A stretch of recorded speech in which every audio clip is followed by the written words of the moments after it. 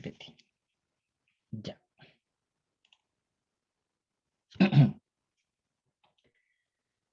Ya. Hoy vamos a ver una de las herramientas más útiles en la comparación de secuencias de proteínas, que tiene que ver con, si yo, por ejemplo, de un determinado experimento, por ejemplo, no sé, estoy haciendo la tesis, ¿no? Y secuencio un gen, a partir de ese gen podría deducir la secuencia de una proteína. Pero ¿cómo puedo saber qué es esa proteína? Porque lo único que voy a deducir de ahí es una secuencia de aminoácidos.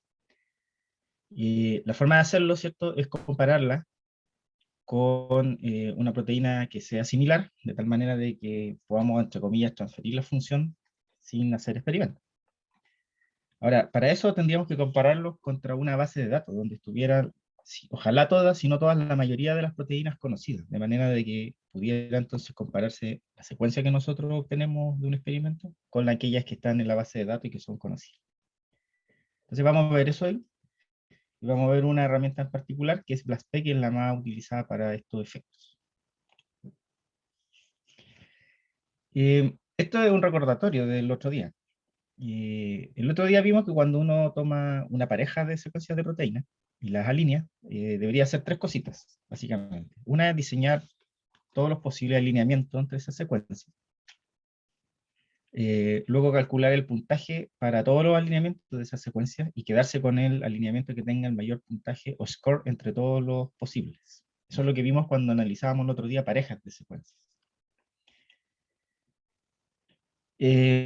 Eso que vimos, ¿cierto? Es un análisis que aplica para una pareja de secuencias, es decir, una secuencia de proteínas que se compara con otra secuencia de proteínas. Pero en lo que vamos a ver hoy, lo que nosotros necesitamos es escalar eso, verlo mucho más a gran escala.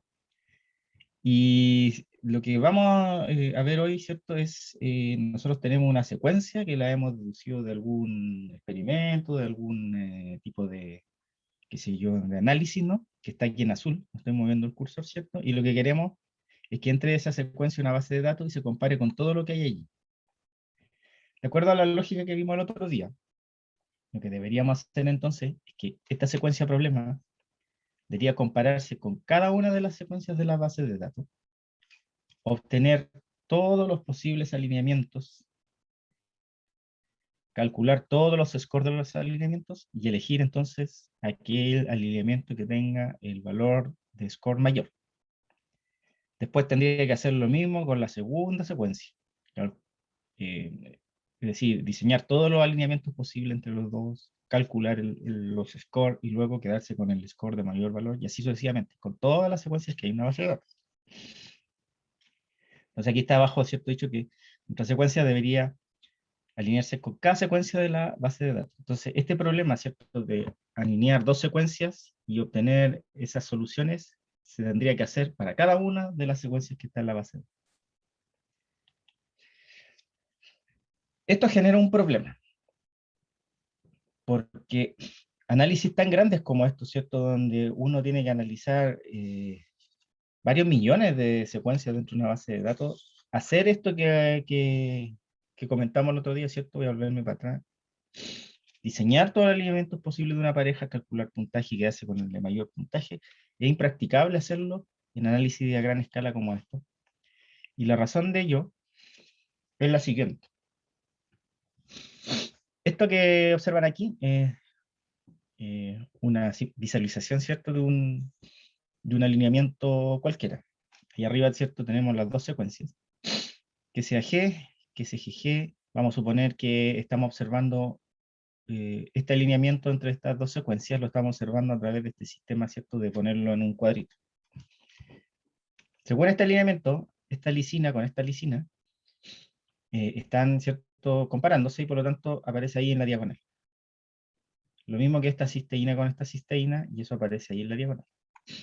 En este alineamiento, esta alanina no tiene con quién compararse al frente, hay un gap, ¿no? Y eso está esquematizado porque la flecha va por este vértice, ¿cierto? Marca la A, pero no marca nada con qué se compara.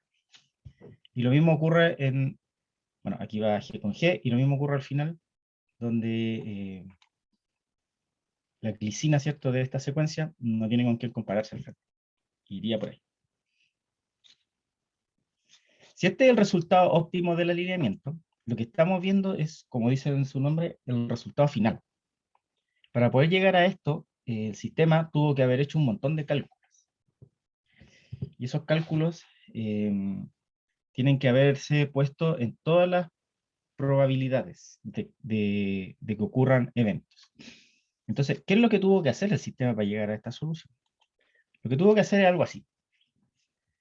Para decidir, ¿cierto? Vamos a ver un poquito para atrás. Para decidir, ¿cierto? Que lisina se compara con lisina, lo que tuvo que hacer es probar las tres opciones. Es decir, para llegar a ese resultado hubo alineamientos en los cuales esta lisina, donde estoy moviendo el cursor, ¿cierto? No tenía nada con qué compararse, había un gap al frente. O esta lisina de acá no tenía nada con compararse, había un gap al frente. O que las dos lisinas se compararan. Es decir, para cada comparación de caracteres, el sistema tiene que decidir entre esas tres opciones. Lo mismo va a ocurrir cuando tenga que comparar la C con C, cuando tenga que comparar A con A, cuando tenga que comparar con G, G con G, etc. Siempre entonces, en cada una de estas comparaciones, hubo que tomar una decisión de al menos tres opciones. Si lo vemos en número de operaciones, es decir, cálculos, ¿no? ¿Cuántos cálculos había que hacer? Y decimos que cada flecha representaría un cálculo, uno inmediatamente comienza a darse cuenta de que lograr hacer esto, tener un alineamiento óptimo, ¿cierto? Entre dos secuencias requiere una enorme cantidad de cálculos. ¿Por qué? Porque ya vimos que, ¿cierto? En cada posición el sistema tiene que decidir si es que va a compararse o si va a dejar un gap en uno u otro. Y además, aquí en este cuadrito lo que estamos viendo son dos secuencias de 4 aminoácidos, de hecho un péptido, ni siquiera alcanza para proteína. Pero si uno piensa que una secuencia de aminoácidos normal estándar tiene 150 aminoácidos, 200 aminoácidos, 300 aminoácidos, etc., este problema entonces se va a multiplicar. En términos sencillos, entonces, el número de cálculos que hay que hacer cada vez que uno hace la comparación entre dos secuencias es proporcional al tamaño de la secuencia. Van a tener que existen más cálculos, ¿cierto? Mientras las secuencias sean más grandes. Es decir, si yo comparo estas estas dos secuencias de 4 aminoácidos, voy a tener muchísimo menos cálculos que si comparo dos secuencias de 100 aminoácidos. Y eso va a tener muchísimo menos cálculos si comparo dos secuencias de 300. El tamaño me va a ir determinando el número de operaciones. Ahora, esto, imagínenselo, es para dos secuencias que se están comparando. Pero no olvidemos que lo que estamos tratando de hacer es esto. Por lo tanto, eso que le acabo de decir, este problema, es esta línea azul comparada, por ejemplo, con esta línea roja. Pero cuando esta línea azul se compare con la otra línea roja, se vuelve a repetir el mismo problema. Entonces, el problema además se multiplica por el tamaño o el número de secuencias con las que queremos comparar. Como resultado de eso, vamos a tener que hacer este cálculo que nosotros vimos el otro día, ¿cierto? De hacer todos los alineamientos posibles, calcular el score y luego obtener el mejor resultado. En un cálculo de una base de datos como la que hablamos, no es posible hacerlo. ¿Por qué razón? Porque en una base de datos hay millones de secuencias. Y si ustedes comparan, tal como yo les comenté ahora, ¿cierto? Su secuencia de problema con cada una de las secuencias, haciendo todos los cálculos que que yo he nombrado, ustedes demorarían un semestre en escanear toda la base de datos. Y un semestre es un tiempo que es, o sea, no se puede tomar uno un semestre para hacer un cálculo de similitud entre dos secuencias. Ahora, el problema entonces está resumido aquí en esta cajita, en términos muy sencillos. ¿Qué es lo que hace este cálculo que hemos visto hasta ahora? Ese cálculo no encuentra la solución óptima, o la solución perfecta, si quieren llamarla, ¿no? Porque él hace todas las comparaciones posibles y calcula todos los puntajes posibles, y nos va a entregar el mejor puntaje. Entonces, el sistema calcula la mejor solución posible, ¿cierto? El problema de eso entonces es que ocupa una enorme cantidad de recursos. Y en la práctica no podemos usarlo porque nos demoraríamos un semestre, ¿no? En hacer el cálculo.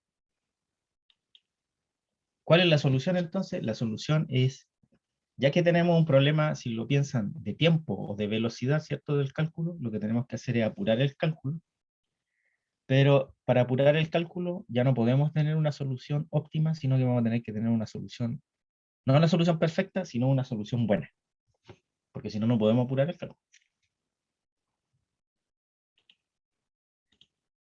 Entonces, lo que vamos a buscar ahora entonces ya no es la mejor solución posible, como estaba marcado antes en la diapositiva anterior, sino lo que estoy marcando aquí, que es la mejor solución probable. Entonces, vamos a aplicarle estadística a esta historia para buscar una solución súper buena que nos permita eh, llegar a una solución que nos pueda dar una respuesta biológica sin tener que esperar los 6 meses que demoraría, ¿cierto?, hacer este cálculo de la manera óptima. Esto en la práctica significa que no se van a hacer todos los alineamientos posibles, sino que vamos a buscar atajos. Y esos atajos van a dejar afuera muchas de cálculos y nos van a permitir acelerar el proceso. Se acelera de tal manera que en realidad lo terminamos en unos cuantos segundos, el cálculo. O sea, es súper buena la opción que vamos a buscar.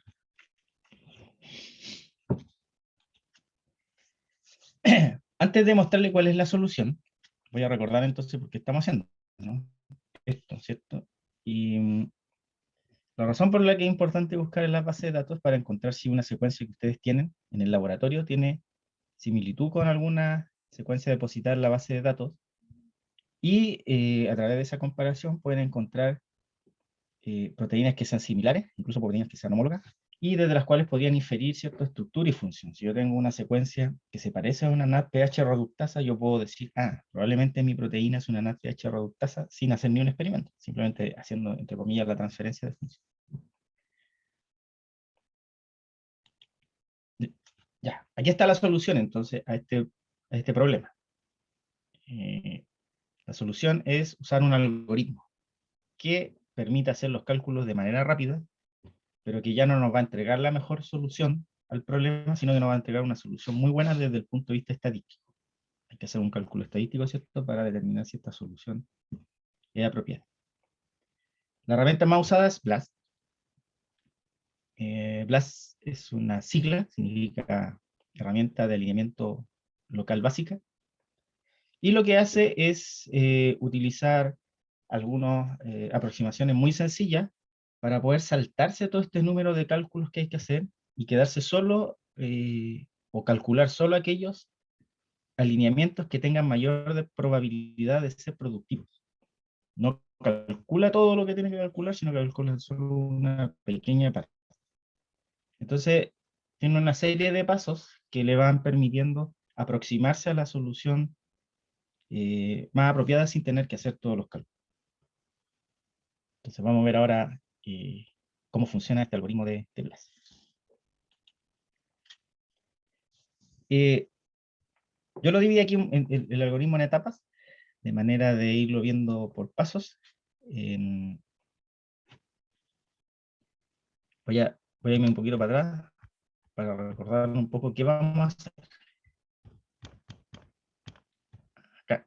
Lo que vamos a hacer entonces, a tratar de hacer, es resolver este problema, ¿no?, de que nuestra secuencia azul encuentre a la secuencia dentro de la base de datos que sea la mejor solución estadística, de manera de que eso sea la representación de nuestra comparación en términos biológicos. Lo vamos a tratar de hacer, ¿cierto?, acortando el tiempo de los cálculos.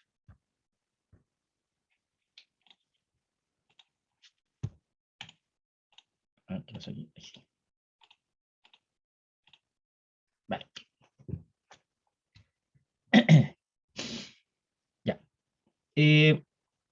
Los algoritmos de este tipo funcionan con una lógica que se denomina divide y conquista. ¿Qué quiere decir eso? Como el problema que tengo es muy grande, es decir, yo quiero comparar una secuencia de proteínas con millones de secuencias de una base de datos, resolver ese problema en un solo paso es muy complejo. Entonces lo que hace es dividir el problema en problemas chiquititos. Lo va haciendo ese problema grandote lo va dividiendo en partes, Y entonces luego lo que uno esperaría es que a medida que va resolviendo cada problema chiquitito, la suma de estas soluciones finalmente va a terminar resolviendo el problema grande. Por esa razón es que ustedes se van a fijar que los cálculos parten haciendo cosas muy sencillas y a muy pequeña escala. Lo primero que hace el sistema, va a tomar la proteína de ustedes, vamos a suponer que usted mete una proteína de 150 aminoácidos, y en vez de comparar toda la proteína con otras de la base de datos, lo que va a hacer es comparar una sección muy pequeña. Esa sección tiene un tamaño preestablecido, vamos a poner aquí un tamaño W, y esa pequeña sección de su proteína, es decir, no los 150 aminoácidos, sino esa pequeña sección, es lo que se denomina una palabra vecina. Después vamos a ver que en realidad el concepto de palabra vecina es un pelín más complicado, pero por ahora no vamos a dejar. Normalmente, estas pequeñas secciones en las que se divide la secuencia son de 3 aminoácidos. Por ejemplo, yo tengo una sección de 150 aminoácidos, o sea, una proteína de 150 aminoácidos, la introduzco a BLAST para que compare la base de datos, y BLAST lo que va a hacer es tomar trocitos de 3 aminoácidos. No va a tomar los 150, sino de a 3. Y con esos 3 va a ir a comparar la base de datos. Es decir, una parte muy, muy, muy pequeña de la proteína. Después vamos a ver cómo resuelve el resto. Entonces, aquí hay un ejemplo de palabra vecina. Vamos a suponer que esta secuencia que está aquí, de un péptido, ¿cierto? Ustedes la introducen en la base de datos. Esta es la secuencia que ustedes quieren analizar. Aquí voy a introducir algunas palabras para que se vayan familiarizando con ello. En el caso de BLAST, lamentablemente tiene una nomenclatura propia, ¿no? Entonces, a la secuencia de ustedes, o a la secuencia que ustedes quieren analizar, él le llama secuencia query. Ese es el nombre que aparece. Entonces aquí les puse un poco el nombre para que vayamos familiarizando. Bueno, esta es la secuencia que ustedes quieren analizar. Entonces, esta secuencia, entonces, el programa no la analiza completo, sino que la subdivide en el fondo en estas pequeñas palabras vecinas. Y por ejemplo, aquí yo les marqué una en rojo, que podría ser esa, ¿cierto? RDQ. Arginina, aspartico y glutamina, ¿cierto?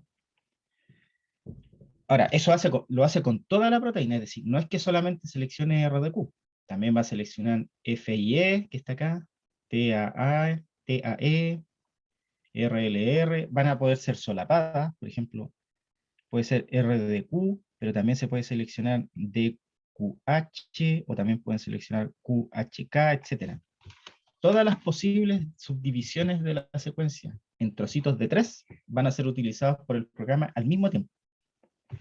Es decir, los ejemplos que vamos a ver ahora con una palabra vecina se lo tienen que imaginar con múltiples palabras vecinas al mismo tiempo. Yo sé que esto es medio complicado, así que si alguien no le queda algo claro, me para nomás y me pregunta. Ya, vamos a suponer entonces que esta es nuestra palabra vecina RDQ. Recuerden que puede ser FIE, etc. Puede ser cualquiera. Pero vamos a trabajar con esta, con RDQ. La palabra vecina no solamente supone tomar una pequeña sección de la proteína que quiero comparar, eso es una de las partes, sino que también supone otra cosa la palabra vecina. La palabra vecina supone que yo también tengo que tener la opción de que pueda encontrar homólogos a esta proteína, o proteínas similares. Entonces, si yo tomo solo esta palabra vecina RDQ, y con ella voy a buscar la base de datos, lo más probable es que solo busque aquellas, o solo encuentre, perdón, aquellas proteínas que sean iguales o muy parecidas a RDQ. Pero todas aquellas otras proteínas que dentro de su secuencia tengan regiones que no sean tan parecidas con esta, lo más probable es que no las encuentre.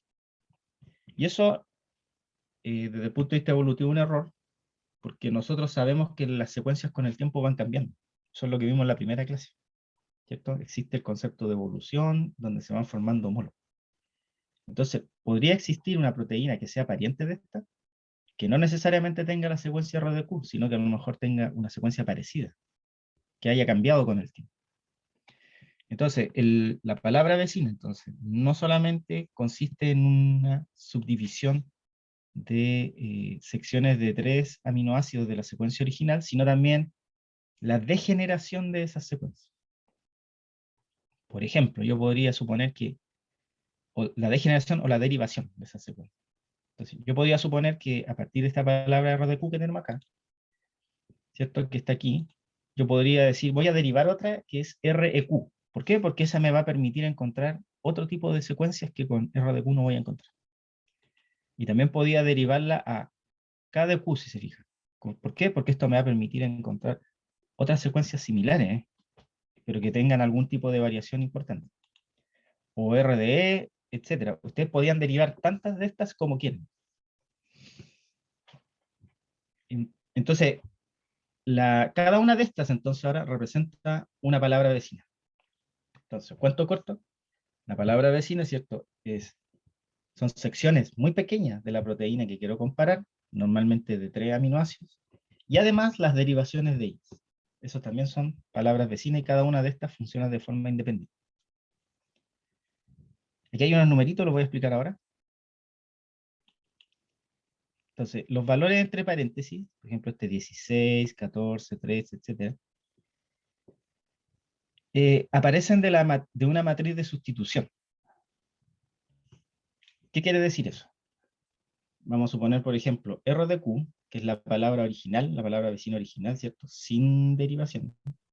Cuando entra en la base de datos, va a empezar a buscar en la base de datos todas aquellas proteínas con las cuales pueda hacer match. Y entonces va a encontrar, por ejemplo, una proteína en la base de datos que tiene una región RDQ. Esas dos regiones, entonces, la RDQ de la palabra vecina con la RDQ de la proteína que encontró, van a alinearse. Y entonces usted o sea, y esto se va a alinear de tal manera que yo ahora puedo calcular en base a una matriz de sustitución su valor. Por ejemplo, la R de la palabra vecina va a alinear con la R de la secuencia que encuentre. Y nosotros sabemos que el valor de sustitución de R por R tiene un valor en una matriz de sustitución.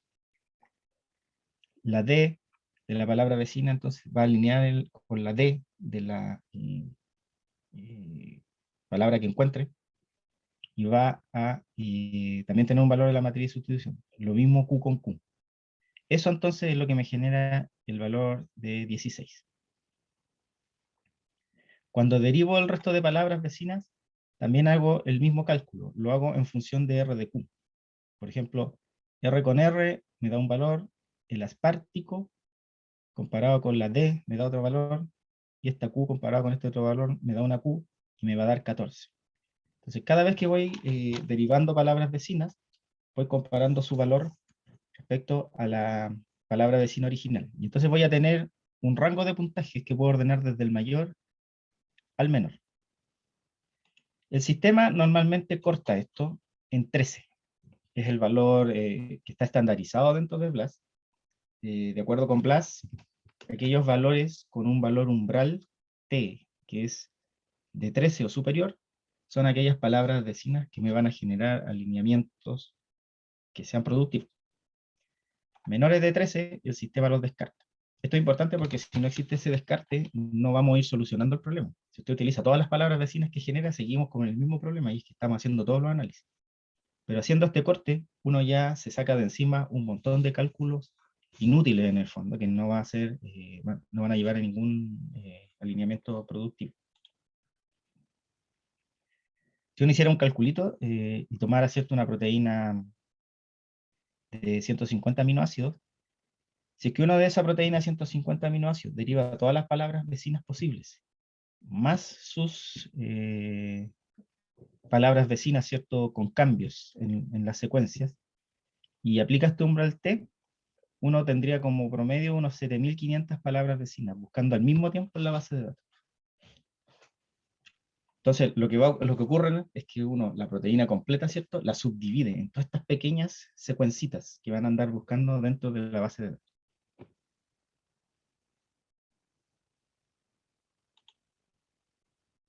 ¿Y qué va a pasar entonces ahora cuando este grupo enorme de secuencias entra en la base de datos, ¿no?, a buscar? Cada una de esas secuencias va a ir buscando regiones con las cuales pueda hacer alineamientos, siempre que cumplan con el umbral. ¿cierto? No tiene ningún sentido que nosotros derivemos palabras vecinas que tengan un umbral determinado, para que luego esa palabra vecina, una vez que esté buscando la base de datos, se una con cualquier lugar y tenga valores menores a 13. Siempre este va a ser el límite, ¿cierto? Para que ocurra ese alineamiento. Entonces, vamos a suponer, aquí está nuestra secuencia query, es decir, la secuencia que nosotros analizamos, y vamos a suponer que nuestra palabra vecina RDQ, que está ahí marcada en rojo, ¿cierto? Está en la base de datos, buscando secuencias. Y encuentra entonces una secuencia en la cual está esta región, RD.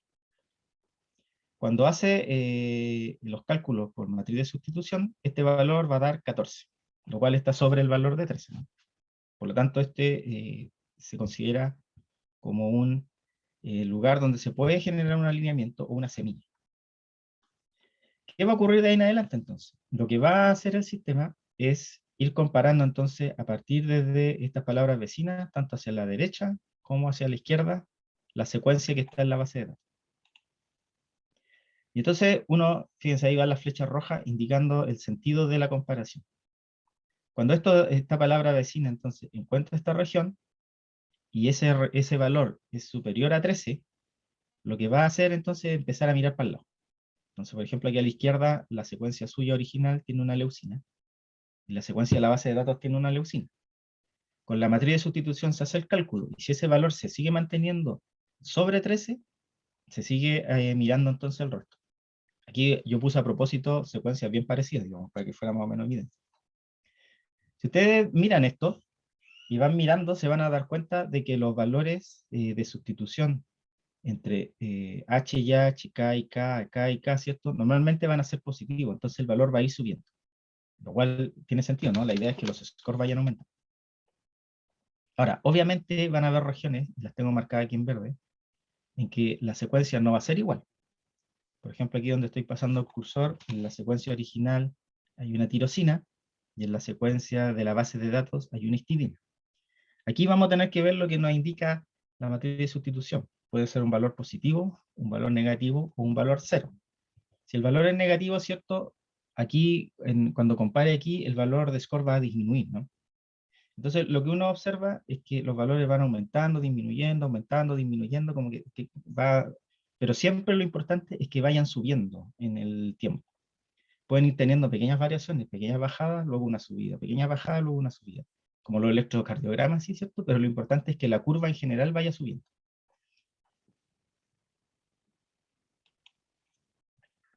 Y entonces ahora la pregunta es, bueno, ¿hasta cuándo se alinea, no? ¿Se alinea toda la secuencia completa de una proteína con otra? ¿O esto llega un momento en que se detiene? ¿Cómo se hace? Para explicar eso, lo podemos ver mejor con un gráfico, que está aquí. Bueno, aquí hay una serie de datos, ¿eh? ¿Cuál es la matriz de sustitución que se usa, etcétera?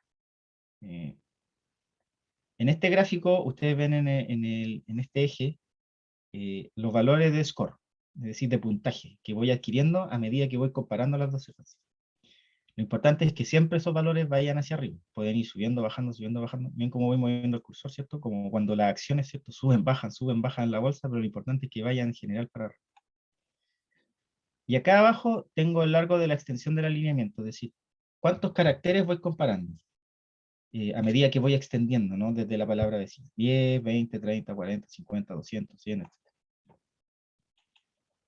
Aquí hay varias cosas que vamos a empezar a introducir de lo que llamamos. Primero, ¿cierto? Los scores acumulados al menos tienen que ser superiores al umbral. Por eso yo pongo esta raya, ¿cierto? Como un límite superior, ¿cierto? Aquí donde está la T, esta raya roja. Aquí estarían los valores de umbral. Todos los alineamientos entre palabras vecinas que estén bajo la línea roja no son calculados. De esa manera entonces usted saca un gran porcentaje de cálculos, que es como el objetivo principal que tenemos, ¿cierto? Hacer el cálculo de manera rápida. Después además el sistema pone un segundo, bueno, ahí está la curva, digamos, esta curva está idealizada. Si se fijan, es una curva idealizada. En realidad esto debería ser mucho más como tipo sierra, así, para arriba. Ya, ¿cómo sería un alineamiento entonces ideal? A medida que yo voy extendiendo el alineamiento, es decir, voy comparando más caracteres, lo ideal es que el score vaya aumentando. Aumentando, aumentando, aumentando, aumentando. Pueden haber regiones en las cuales las secuencias sean muy disímiles y los valores de sustitución entre los aminoácidos sean negativos, y eso me va a provocar bajas, como en este caso. Si se fijan aquí, ¿cierto? Es como una pequeña baja. Esto puede repetirse varias veces, sube, baja, sube, baja, sube, baja. Lo importante es que a la larga, ¿cierto? En la mayoría del alineamiento, el alineamiento vaya acumulando score, score, score, score. ¿Hasta cuándo va a haber alineamiento? Hasta que lleguemos a este punto de acá arriba. En este punto, ¿cierto? Donde se obtiene el máximo valor del alineamiento, si uno sigue alineando, el valor cae. ¿Por qué el valor puede caer? Hay varias razones. Una de ellas, la más sencilla, es que simplemente se nos acabe la proteína, ¿cierto? Si yo comparo una proteína de 150 aminoácidos y la otra tiene también 150 aminoácidos, una vez que ya compare los 150, no tengo nada más que comparar. Entonces ahí termina el alineamiento y estaría en este punto máximo. Otra razón es que yo tengo, por ejemplo, una comparación entre dos proteínas de 200 aminoácidos, ¿cierto? Y los primeros 100 aminoácidos sean prácticamente idénticos, pero del aminoácido 101 en adelante, por ejemplo, las proteínas sean muy, muy, muy distintas y comience yo a acumular valores negativos y empiece a perder score, score, score, score, score, score. ¿Profe? Eso, ¿alguien me dijo algo? ¿No? Sí, yo le hice una pregunta. Sí. O sea, dos preguntas. ¿Cuál es el score mínimo? Como, Sí, eso lo o sea, vamos a ver cuando después, dice, ah, ya, porque todavía no lo pongo. Primero voy a explicar esto. Después voy a poner otra rayita aquí sobre la T con el score. ok. Porque claro, el valor de umbral solo nos indica el valor de inicio, ¿cierto? O sea, este es el mínimo para empezar alineamientos, pero no nos dice cuál es el valor ideal. Eso efectivamente falta todavía que yo lo diga, lo voy a decir. Ya, aquí está el valor que usted me comentaba. Hay un valor de score mínimo definido para ser informado. ¿Y cómo se define este valor de score mínimo? A través de un cálculo estadístico que luego vamos a ver. El score es un número nomás, ¿cierto? Por ejemplo, 1514, pero ese valor no me dice nada. Lo que tenemos que hacer es, ese 1514 tiene una cierta dimensión estadística que nos va a indicar si ese valor es correcto.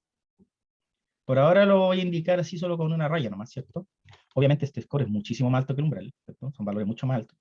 Y este es el valor mínimo que es informado. Es decir, todos los alineamientos que están bajo el valor de umbral, o aquellos alineamientos que están bajo el valor de score, no son sometidos a cálculos ni son informados. Solamente aquellos que superan el valor de score son alineamientos productivos. Ya, después voy a retomar el punto del score y ahí va a quedar más claro cuál es la razón estadística por la cual se establece este límite. Lo último que me falta en este gráfico es mostrar una cosa. ¿Cierto? Nosotros dijimos que los valores ojalá siempre vayan subiendo, subiendo, subiendo, pero a veces pueden caer, y a veces pueden seguir subiendo, subiendo, subiendo, subiendo, pero a veces pueden caer, caer, caer, caer, caer, y no paran de caer, y no paran de caer, y uno dice, bueno, en algún momento tengo que parar esto, porque si no voy a perder todo el score acumulado. Entonces, el sistema tiene una especie de umbral de control, ¿cierto? Donde cuando se experimenta una caída abrupta, se detiene. Es decir, a medida que yo voy subiendo, se toleran caídas, pero esas caídas tienen una tolerancia que está dada por un cálculo de un valor estadístico sumamente complejo. No existe un valor para esto específico, sino que el valor va a depender de los scores de cada alineamiento.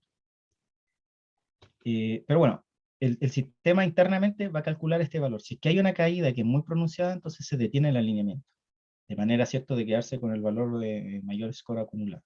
Ese sería el alineamiento que se informaría.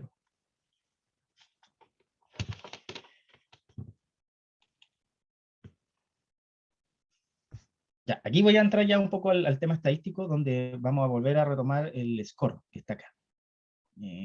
¿Por qué razón este score es informado de ahí hacia arriba, pero todos los alineamientos de aquí hacia abajo no se informan? Y esto tiene que ver un poco con el tema de la homología. Por eso lo pongo aquí volviendo al principio, que fue lo primero que vimos en clase. Si uno analiza el BLAST, lo que acabamos de ver, ¿cierto? La generación de estos alineamientos dentro de una base de datos. Lo que vimos, ¿cierto?, es la parte técnica, pero la pregunta filosófica, por decir llamarlo, ¿cierto?, detrás de esto es una secuencia.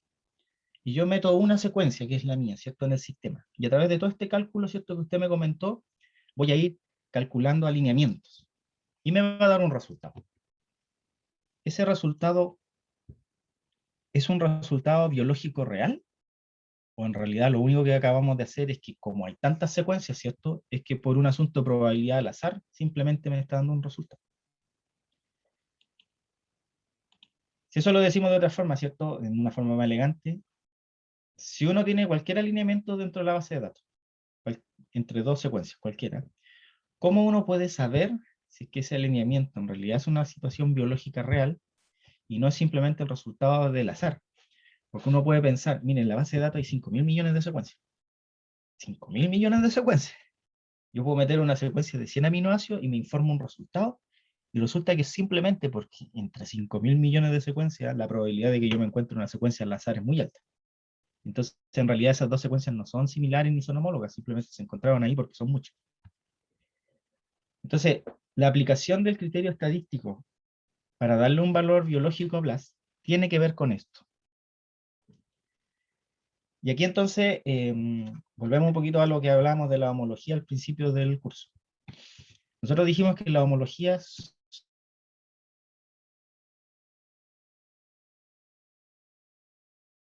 decir, dos secuencias son homólogas o no son homólogas, pero yo no puedo saber si son 100% homólogas, 20% homólogas, 40% homólogas, no puedo decir eso.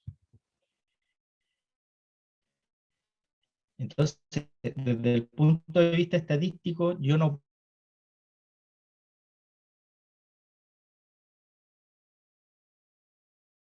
de acá están las homologías, que no puedo calcular, ¿cierto?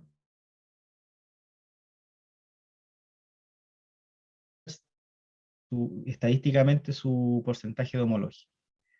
¿Cuál es el opuesto de esto? El opuesto es que sean secuencias que se hayan encontrado en la base de datos por azar. Y eso sí lo puedo calcular. Uno puede calcular cuál es la probabilidad de que dos secuencias se encuentren por azar en la base de datos. Entonces, no puedo calcular homologías, pero sí puedo calcular la probabilidad de que dos secuencias se encuentren por azar en la base de datos. Por lo tanto, el único truco para determinar si es que el alineamiento tiene un valor estadístico biológico real es calcular la probabilidad de que dos secuencias se hayan encontrado por azar. Mientras más baja sea esa probabilidad, entonces por default, o por el opuesto, ¿cierto? Yo podría decir, es más probable que sean homólogos. Fíjense, no puedo calcular la homología directamente, pero sí puedo estimarla indirectamente calculando el azar.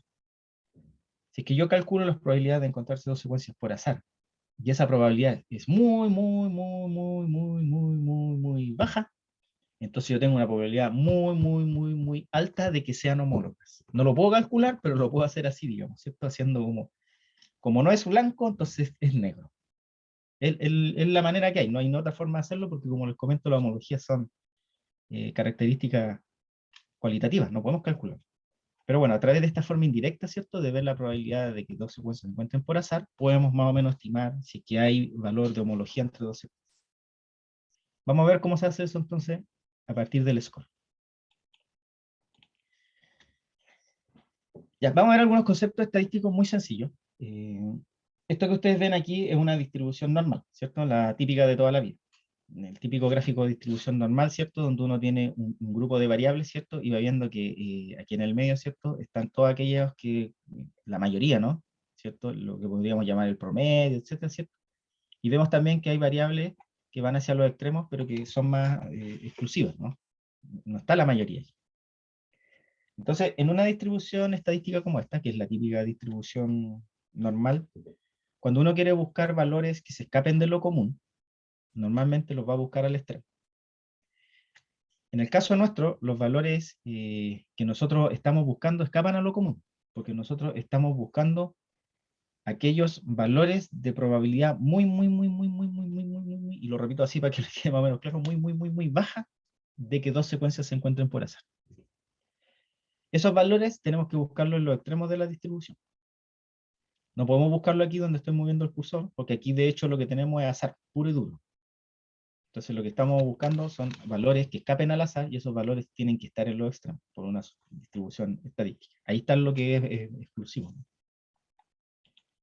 Ahora, en el caso de BLAS, la estadística es un poquito distinta. Funciona bajo la misma lógica, pero tiene una pequeña variación, y la variación es la siguiente, y es que cuando uno tiene conjuntos, ¿cierto?, matemáticos, donde hay muchas variables, estamos hablando en el caso de BLAS, ¿cierto?, de miles de millones de secuencias, y que todas ellas son al azar independientemente distribuidas, es decir, no depende una de otra, pueden ser valores que sean completamente independientes.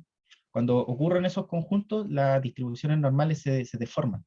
Entonces, mire, aquí arriba en el cuadrito, aquí donde estoy moviendo el cursor, tienen la distribución normal, y acá abajo tienen la deformación, que ocurre cuando los conjuntos son demasiado grandes.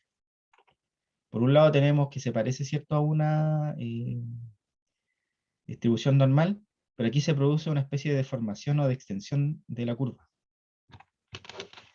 Entonces, los valores que nosotros estamos buscando, como estamos buscando aquellos valores extremos de la distribución normal, los tendríamos que buscar aquí más o menos donde está el valor, donde está el círculo rojo, ¿no? Aquellos valores que se escapan completamente del promedio. Esos son los valores que a nosotros nos interesan.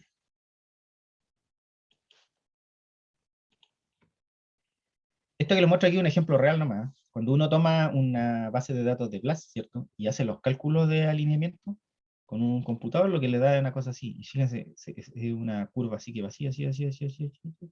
Aquí lo que hay aquí no se ve, yo solo se los cuento como a modo de información. Ustedes tienen una superposición de los valores calculados reales versus los valores que uno estimaría por cálculos matemáticos, y uno observa que aquí los dos valores se superponen súper bien, hacen una curva, ¿cierto?, donde hay puro azar, puro azar, puro azar, puro azar, puro azar, puro azar, pero cuando llego al extremo y lo agrando, lo que tienen aquí donde estoy moviendo el cursor, es esta parte del extremo, pero está agrandada. No sé si alcanzan a ver, pero ahí hay unos asteriscos. Ahí, ahí, ahí, ahí, donde voy moviendo el cursor. Esos asteriscos representan las probabilidades de que dos secuencias se encuentren por azar según cálculos matemáticos. Pero cuando yo hago el análisis, me encuentro que hay secuencias que son estas rayitas que están sobre esto. Y de hecho, al final, donde la probabilidad de encontrar, según el cálculo matemático, secuencias por azar es nula, sobre eso yo encuentro secuencias. Y estas son entonces las de este extremo, las que a mí me interesarían, porque la probabilidad de que estas secuencias se hayan encontrado por azar es esencialmente nula. Entonces, estos son los homólogos, ¿no?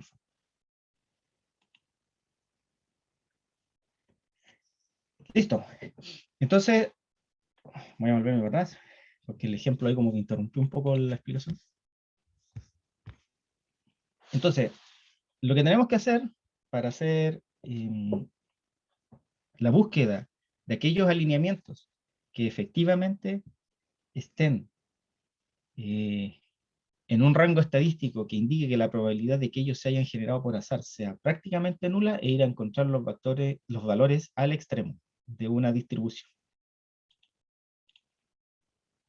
Y la forma de hacerlo es mediante un cálculo matemático muy complejo, pero en la cual luego se derivó una fórmula matemática muy sencilla.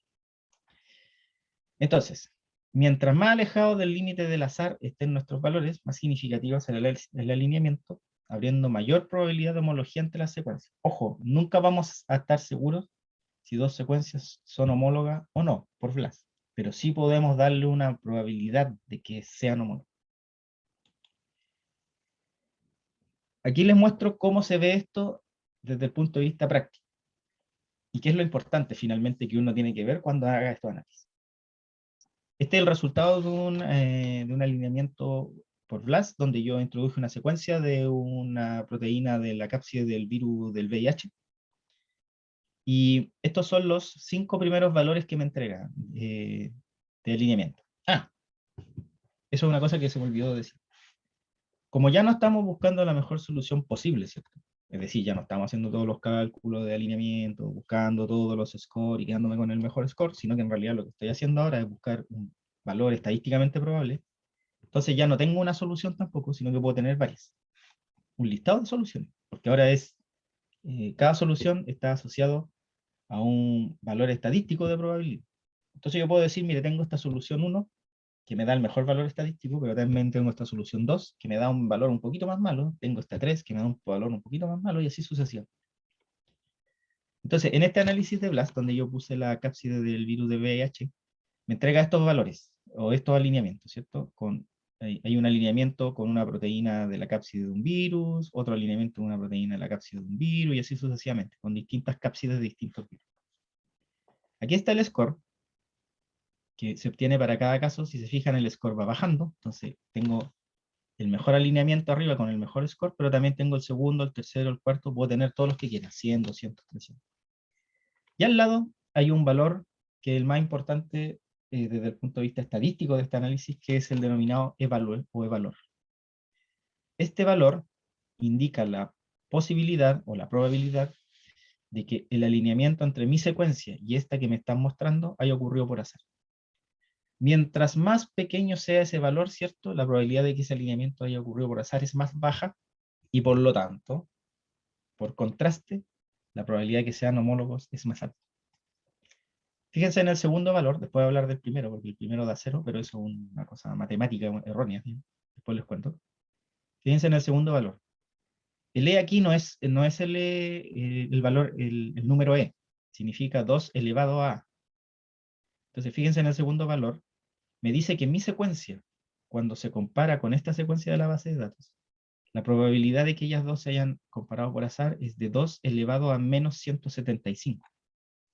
Es decir, 0,000017502. Esa es la probabilidad de que se hayan comparado por azar. Entonces, tienen una altísima probabilidad de ser homólogos, ¿no? Porque el valor probable de que hayan comparado por azar es prácticamente nulo, milimétrico. Lo mismo ocurre en el segundo caso, ¿cierto? Donde hay 5 por 10 elevado a menos 174 posibilidades de que yo haya comparado mi secuencia con esta tercera secuencia por azar. Y así sucesivamente seguimos para abajo. Estos valores de valor nunca pueden ser cero. Siempre, después vamos a ver la fórmula matemática, nunca van a poder ser cero, porque la fórmula no permite que sean cero. Entonces, aquí aparece cero, simplemente porque el programa de BLAST lo aproxima, y el valor es tan bajo, que en realidad él pone cero. Pero en realidad nunca puede ser cero, ¿no? Por si acaso. ¿Y cuál es la famosa fórmula que hace este cálculo? Bueno, es una fórmula compleja, pero aquí está simplificada. Y el valor de E, es decir, la probabilidad de que dos secuencias se encuentren por azar, está dado básicamente, ¿cierto?, por M, que vendría a ser el largo de las secuencias que ustedes introducen. Por ejemplo, voy a hacer la comparación por BLAST y mi secuencia tiene 150 aminoácidos. Esa es la que voy a comparar, entonces M sería 150. N es el valor de la base de datos, es decir, de qué tamaño tiene toda esta enorme base de datos de secuencia. M entonces sería 150, que es el valor de mi secuencia, y N sería el valor de la base de datos. Y ese valor está representado por... me espera un segundo, y un pequeño problema.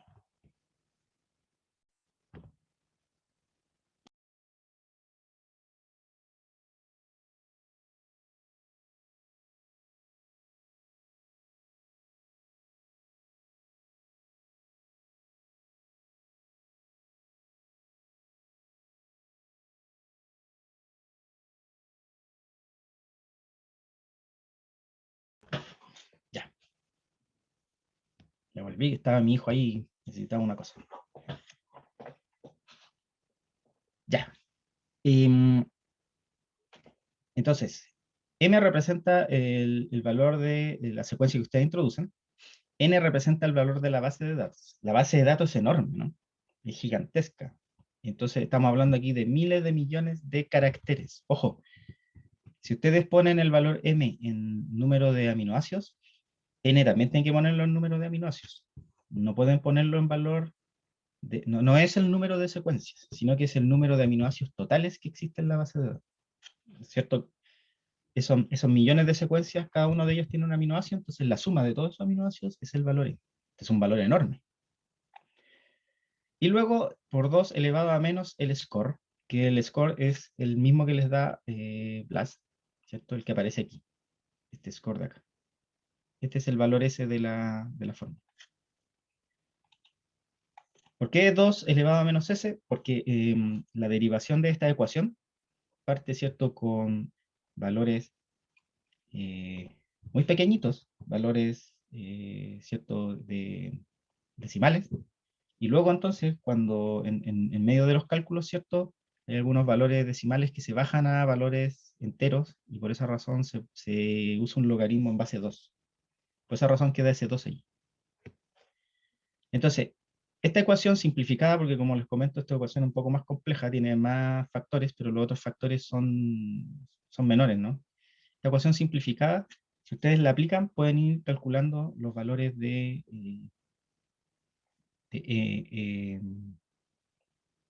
los valores de probabilidad que uno esperaría en que dos secuencias fueran por así. ¿Cuál es el umbral, no? Y aquí llegamos ya a la pregunta que hizo el compañero hace rato, que no llegamos nunca, ¿cierto? ¿Cuál sería entonces un alineamiento en que uno podría decir este alineamiento cumple con el mínimo requisito estadístico para que sea informado? Tienen que ser con valores de que sean menores a 0.01. Eso es lo que dice BLAS, ¿no? Ahora, en la práctica, cuando yo tengo homólogos, lo que en realidad obtengo son valores muchísimo más chicos que eso. Fíjense, son valores extremadamente pequeños. Pero bueno, la teoría dice que con valores de menores a 0.01, usted ya está dentro del rango estadísticamente aceptable para considerar que ese alineamiento no ocurrió por azar y que probablemente lo que tiene allí es un alineamiento entre homólogos. Eso.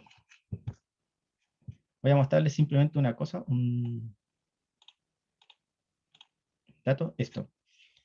Estos son valores un poco antiguos, los valores están más actualizados, ¿no? Pero son simplemente para que sepan más o menos el rango de valores en que se mueve la base de datos de BLAS. Esto yo lo miré hace como 2 años, antes de la pandemia. En ese tiempo, habían 233 millones de secuencias en la base de datos de BLAS, de proteínas, ¿cierto? Cuando uno miraba lo que había el año pasado, habían subido anualmente 80 millones. Entonces, si calculamos eso ahora, lo más probable es que ahora tengamos 160 millones de secuencias más. O sea, estemos en torno a los 400 millones de secuencias. Y en ese tiempo, en el 2019, estas 233 millones de secuencias, si es que uno tomaba todos los aminoácidos que la componían, se daba cuenta de que había 84 mil millones de aminoácidos, o caracteres, que es la forma más técnica de decirlo, ¿no? Cuando uno miraba, eran 30 mil millones más que un año anterior.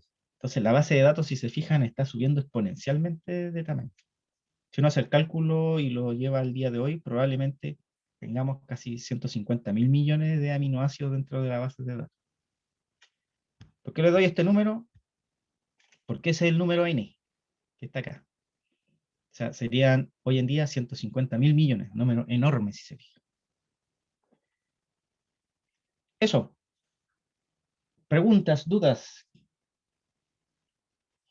Yo después les tengo una pregunta a ustedes. Profe, Sí, ahí en esa misma fórmula dijo que n era el número de caracteres que hay sí, en la base de datos sí. y m Es el el tamaño de tamaño su... de mi proteína. Claro, lo que usted va a introducir, que también hay Ah, ya, caracteres, ¿no? ya, Si su gracias, profe. proteína mide 150 aminoácidos, M es 150 caracteres. Ya, gracias. Eso. Y el S, ustedes no lo pueden calcular, pero el S aparece del propio cálculo de BLAS. Esto se hace con una matriz de sustitución, etcétera, todo lo que vimos, ese valor S. Preguntas, dudas. Ya, entonces les voy a dejar de compartir. Si quiere, detiene la grabación y así ya no queda tan grandota.